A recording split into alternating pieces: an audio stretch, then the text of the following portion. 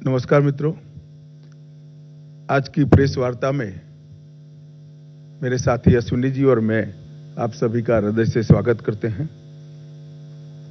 सबसे पहले तो आज प्रधानमंत्री मोदी जी का जन्मदिन है। पूरे देश में कई संस्थाएं जन्मदिन को सेवा पखवाड़े के नाम से मनाने का निर्णय किया है, जो हर साल करते हैं। 17 सितंबर से 2 अक्टूबर ये 15 दिन देश भर के सभी जरूरतमंद लोगों की सेवा में हमारे जैसे कई कार्यकर्ता इसको लगाएंगे। प्रधानमंत्री जी एक छोटे से गांव के गरीब परिवार में जन्म लेकर दुनिया के सबसे बड़े लोकतंत्र के प्रधानमंत्री बने।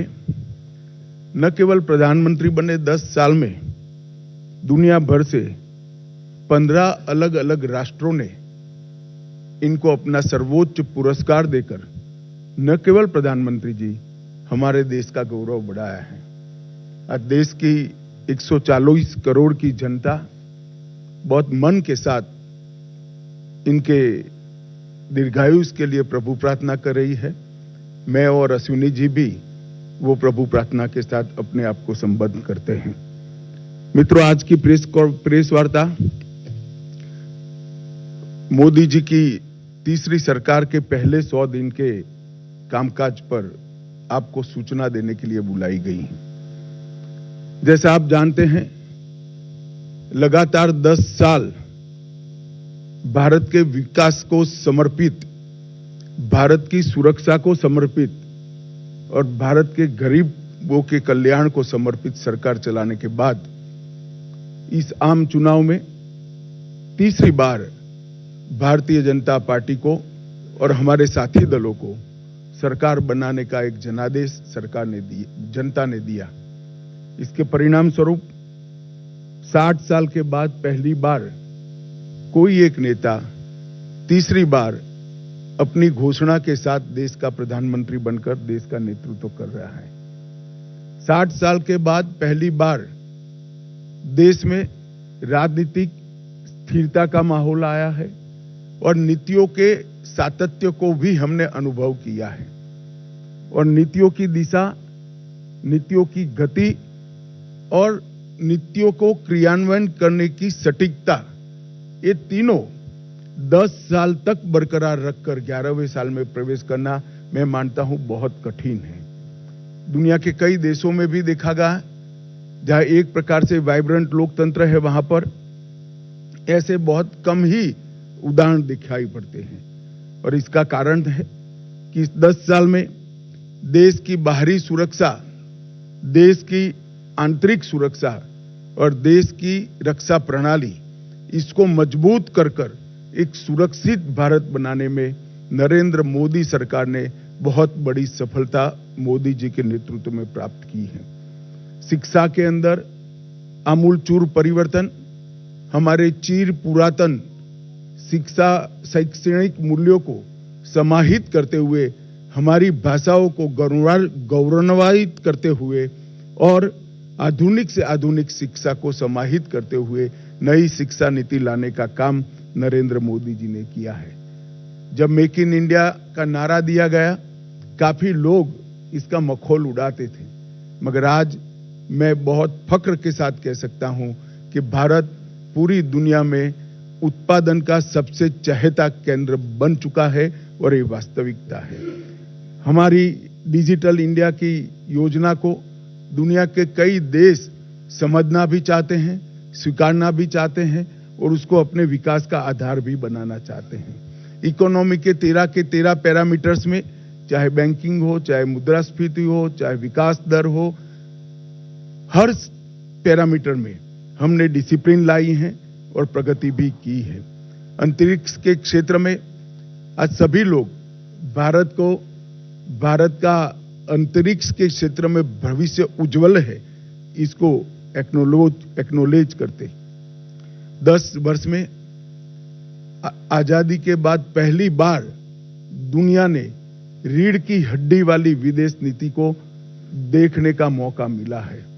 भारत की विदेश नीति में मेरे जैसे कई लोगों को रीढ़ की हड्डी दिखाई नहीं पड़ती थी, अब भारत की विदेश नीति में रीढ़ की हड्डी दिखाई पड़ती है।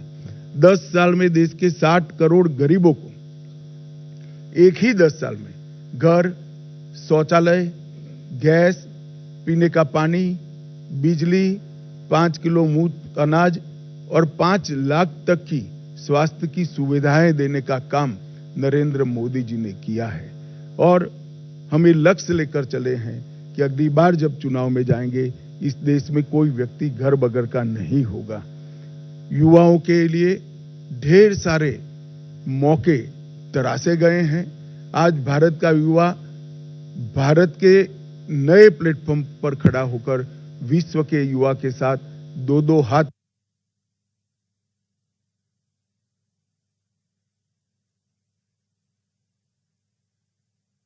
और उसे संपन्नता को ध्यान में रखकर लाए गए हैं, जिसके देश के अनाज के भंडार भी भरे रहेंगे।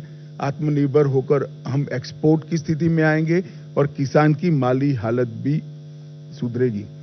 अमृतकाल का जब वर्ष आया, मैं इसका साक्षी हूं, कई सारे सुझाव आए थे और मोदी जी ने हमेशा की तरह अपनी अनूठी स्टाइल से अमृत काल के वर्ष को इस तरह से मनाया कि जब अमृत काल का वर्ष समाप्त हुआ तो अमृत काल शुरू हुआ और 140 करोड़ लोग 2047 में महान भारत की रचना के संकल्प के साझीदार बने और भारत के विकास की यात्रा के भी साझीदार बने। एक प्रकार से 140 करोड़ की जनता को इतने महान लक्ष्य के साथ जोड़ना, ये बहुत बड़े विश्वसनीयता का प्रमाण है जो मोदी जी में देश की जनता देखती है। तीसरे मैंडेट के बाद 100 दिन समाप्त हो रहे हैं। 100 दिन में लगभग 15 लाख करोड़ रुपए की परियोजनाओं को चालू किया गया है। 100 दिन को मैंने 14 स्तंभों में बांटा है। मैं एक एक कर सबके लिए कुछ न कुछ कहना चाहूंगा। इंफ्रास्ट्रक्चर का जहां तक सवाल है, 100 दिन में 3 लाख करोड़ की परियोजनाएं हमने घोषित भी की है, इंप्लीमेंटेशन भी शुरू हुआ है। महाराष्ट्र के वधवान में 76,000 करोड़ की लागत से मेगा पोर्ट बनेगा, जो पहले दिन से ही विश्व के 10 प्रमुख बंदरगाहों में शामिल होगा। 49,000 करोड़ की 25,000 अनकनेक्टेड गांवों को जोड़ने की योजना, ये योजना 100 की आबादी वाले गांवों को भी जोड़ेगी। तो एक प्रकार से मजले, टोले और आदिवासी क्षेत्रों की छोटी वसाहतों को भी अब रोड से 12मासी कनेक्टिविटी दी जाएगी। 50,600 करोड़ की लागत से भारत के बड़े रोडों को भी बढ़ाने का निर्णय नरेंद्र मोदी सरकार ने किया है। वाराणसी में लाल बहादुर शास्त्री इंटरनेशनल एयरपोर्ट, पश्चिम बंगाल में बागडोगरा, बिहार में बिहटा में उन्नयन और अगत्ती और मिनीकोय में नवी हवाई पट्टी बनाकर पर्यटन को बढ़ावा देने के लिए आगे बढ़े हैं। बेंगलोर मेट्रो के phase 3, Pune metro, Thane integral ring metro और कई सारे मेट्रो के प्रोजेक्ट भी हमने इस 100 दिन में आगे बढ़ा है। किसानों को और कृषि का जहां तक सवाल है, 70वीं किस्त प्रधानमंत्री किसान सम्मान योजना की 9.5 करोड़ किसानों को 20,000 करोड़ रुपया वितरित किया गया और अभी तक कुल 12 करोड़ 33 लाख किसानों को 3 लाख करोड़ रुपया वितरित किया गया है। खरीफ फसलों का एमएसपी बढ़ाया गया है। मैं एमएसपी पर जरूर कहना चाहूंगा कि आप लोग भी आंकड़ों का अध्ययन करिएगा। यूपीए सरकार और कांग्रेस की राज्य सरकारों से कई गुना ज्यादा एमएसपी की खरीदी भारतीय जनता पार्टी की नरेंद्र मोदी सरकार ने की है, हमारी एनडीए सरकार ने की है। यही बताता है कि ये सरकार किसानों के हितों को समर्पित है। मक्के से इथेनॉल के उत्पादन के लिए सहकारी चीनी मिलों के इथेनॉल उत्पादक इकाइयों का मल्टीफीड इथेनॉल इकाइयों में रूपांतरण किया गया है। अब वो न केवल गन्ने के रस से, मक्के से भी इथेनॉल उत्पादन कर पाएंगे। तो जिस वक्त देश में चीनी की जरूरत होगी तब गन्ने का रस का उपयोग नहीं होगा, मक्के का उपयोग होगा, और चीनी ज्यादा होगी तब चीनी के रस से इथेनॉल बनेगा। हमने प्याज और बासमती चावल की न्यूनतम निर्यात मूल्य एमईपी को हटा दिया गया है। प्याज पर निर्यात शुल्क 40% से 20% करा है, और एग्रीश्योर नाम का एक नया फंड लॉन्च करने का भी हमने काम किया है। मध्यम वर्ग को भी इस 100 दिनों में कई सारी राहत दी गई है। टैक्स राहत, 7 लाख तक की आय पर अब कोई टैक्स नहीं लगेगा। वन रैंक वन पेंशन का तीसरा संस्करण लागू कर दिया गया है, और 3 करोड़ घर प्रधानमंत्री आवास योजना के तहत स्वीकृत किए गए हैं। शहरी योजना के तहत 1 करोड़ घर और ग्रामीण इलाकों में 2 करोड़ घर। प्रधानमंत्री सूर्यघर मुफ्त बिजली योजना एक प्रकार से 2024 के बीच 2.5 लाख से ज्यादा घरों में सौर ऊर्जा का सिस्टम अब तक लग चुका है। एक अनूठी योजना है जिससे मध्यम वर्ग के परिवारों का बिजली का बिल तो मुफ्त हो ही जाता है, साथ में सौर ऊर्जा के हमारे लक्ष्य की पूर्ति के लिए भी वो कंट्रीब्यूट करते हैं। पीएम ई बस सेवा एनवायरमेंट फ्रेंडली सिस्टम तैयार करने के लिए लगभग 3400 करोड़ की सहायता से हमने पीएम ई बस सेवाओं की स्वीकृति दी है, और स्टार्टअप को वित्तीय राहत और इनोवेशन को बढ़ावा देने के लिए स्टार्टअप पर 31% का बोझ डालने वाले एंजल टैक्स को समाप्त करने का भी निर्णय भारतीय जनता पार्टी की सरकार ने दिया है। National industrial corridor development programme के तहत 12 इंडस्ट्रियल जोन बनाए जाएंगे। जो 12 इंडस्ट्रियल जोन बनाए जाएंगे वो कहीं न कहीं बड़े नेशनल हाईवे से लिंक होंगे, इसके आसपास होंगे। ये national industrial corridor development programme के तहत 12 इंडस्ट्रियल जोन देश के हर क्षेत्र में बनाने का हमने निर्णय किया है। सबसे महत्वपूर्ण निर्णय मध्यम वर्ग के लिए मुद्रा ऋण की सीमा 10 लाख से बढ़ाकर 20 लाख कर दी गई है। पुराने ऋण का जिन्होंने सफलतापूर्वक भुगतान किया है वो सभी को इसका फायदा मिलेगा। एमएसएमई के लिए क्रेडिट गारंटी स्कीम शुरू की गई। छोटे व्यापारियों और छोटे उद्यमियों को बिना गारंटी से इससे ऋण मिल पाएगा, और उनके व्यापार को नई सरलता और सामर्थ्य दोनों मिलेगा। सशक्त युवा ये किसी भी देश के विकास की प्राथमिक शर्त है। 2 लाख करोड़ के पीएम पैकेज की घोषणा हमने की है, जो 5 साल में 4 करोड़ 10 लाख युवाओं को इसका लाभ पहुंचने वाला है। 1 करोड़ युवाओं को टॉप कंपनी में इंटर्नशिप के अवसर, अलाउंस और एक मुश्त सहायता राशि देने का भी निर्णय हमारी सरकार ने किया है। केंद्र सरकार ने भी लगभग कई हजार नियुक्तियों की घोषणा की है। कैपिटल एक्सपेंडिचर को बढ़ाकर 11,11,000 करोड़ तक पहुंचाना ये अपने आप में एक मील का पत्थर है। इससे कई युवाओं को रोजगारी के नए अवसर पैदा होंगे और हमारा इंफ्रास्ट्रक्चर भी मजबूत होगा। पीएलआई स्कीम और 12 इंडस्ट्रियल जोन के विकास से भी तजज्ञ युवाओं की नौकरियों का सृजन होगा। स्टार्टअप और एमएसएमई के लिए जो वित्तीय प्रोत्साहन हमने दिया है वो भी युवाओं के लिए कारगर साबित होने वाला है। दीनदयाल अंत्योदय योजना के तहत 10 करोड़ से अधिक महिलाओं को संगठित कर 90 लाख से अधिक स्वयं सहायता जूथ बनाए गए हैं, और लखपति दीदी योजना के तहत 11 लाख नई लखपति दीदियों को ये 100 दिन में प्रमाण पत्र दिया गया है। 1 करोड़ से अधिक लखपति दीदियां प्रतिवर्ष 1 लाख रुपया सालाना कमाई कर रही है। ये महिलाओं के लिए 1 लाख का राशि एक स्वप्न माना जाता था, आज वो स्वमान के साथ अपना जीवन जी रहे। इसके साथ पर्यटन दीदियों जो गाइड का काम करेगी, पर्यटन मित्रों और ड्रोन दीदी के माध्यम से सेल्फ हेल्प ग्रुप और युवाओं को पर्यटन से जोड़ने का काम भी हमने किया है।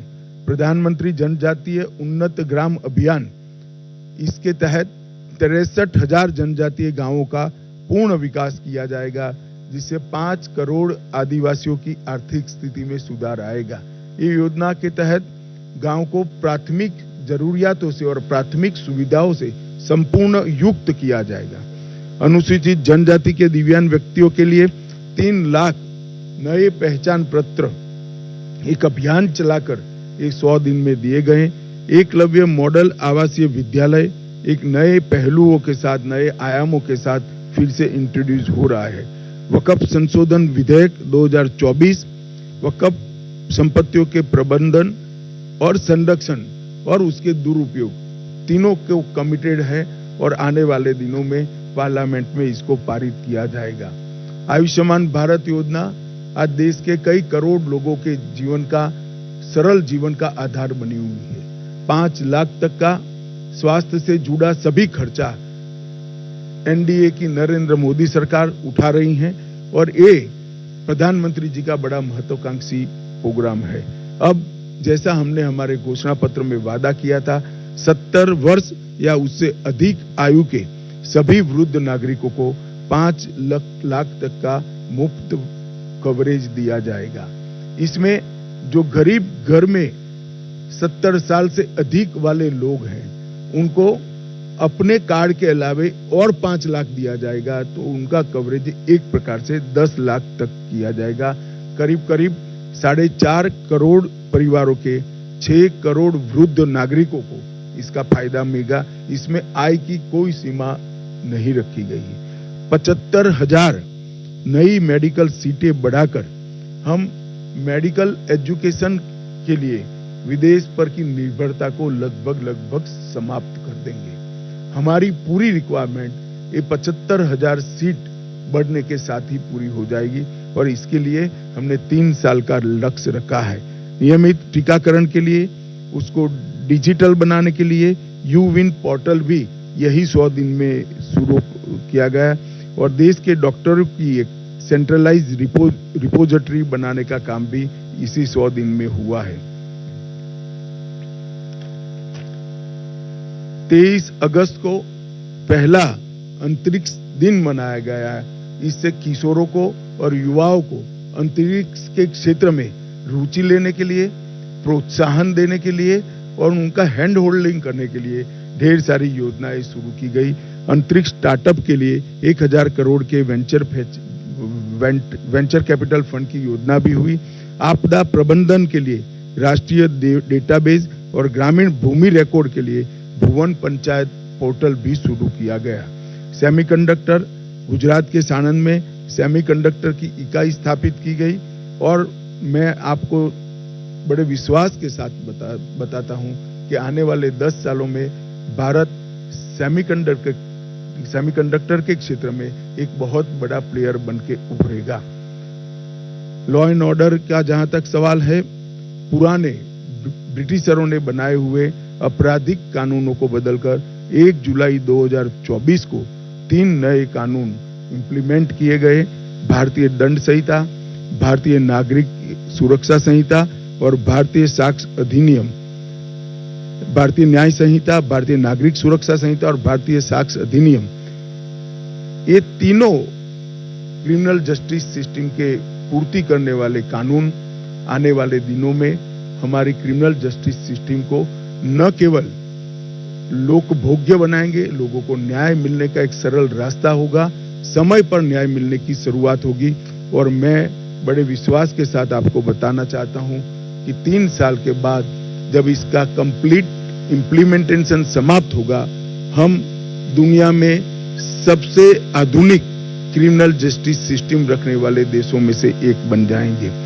शहरी बाढ़ प्रबंधन के लिए 6,350 करोड़ रुपए की नई योजना देश में पहली बार लाई गई। लद्दाख में 5 नए जिले बनाए गए।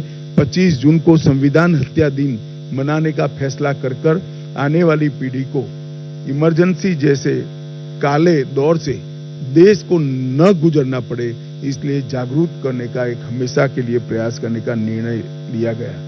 पूर्वोत्तर में हाइड्रो इलेक्ट्रिक परियोजनाओं की मंजूरी दी गई लगभग 4100 करोड़ रुपया के साथ, और राष्ट्रीय ग्रीन हाइड्रोजन मिशन को सेकंड ट्रेज को भी शुरू कर दिया गया।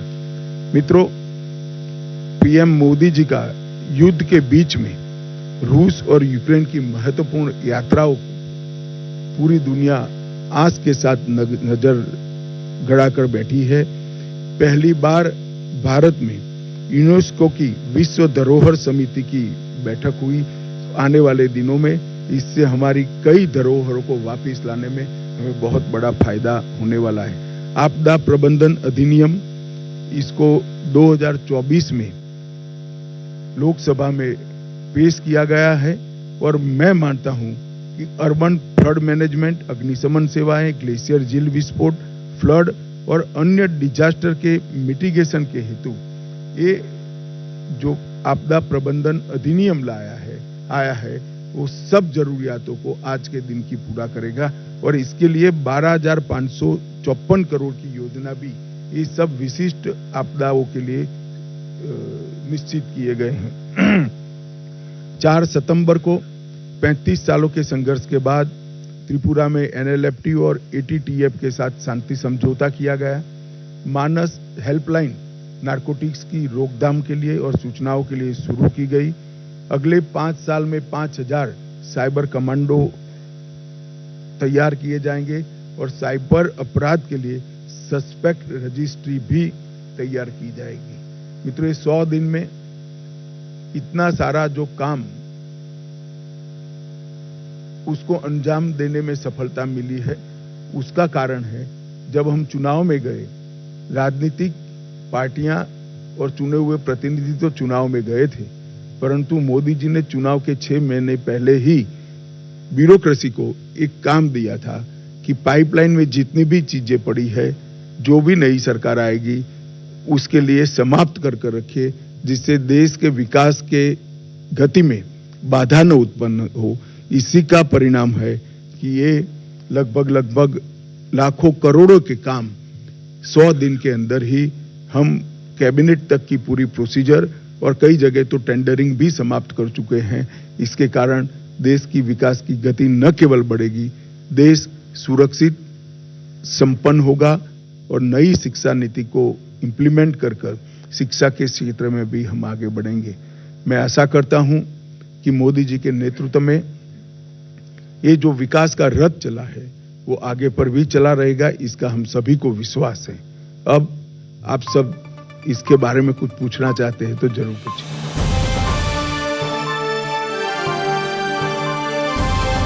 समाजकारण, प्रशासन आणि राजकारणातल्या अचूक विश्लेषणासाठी बखर लाईव्हच्या सोशल मीडिया प्लॅटफॉर्म्सना लाईक, फॉलो आणि सबस्क्राईब करा।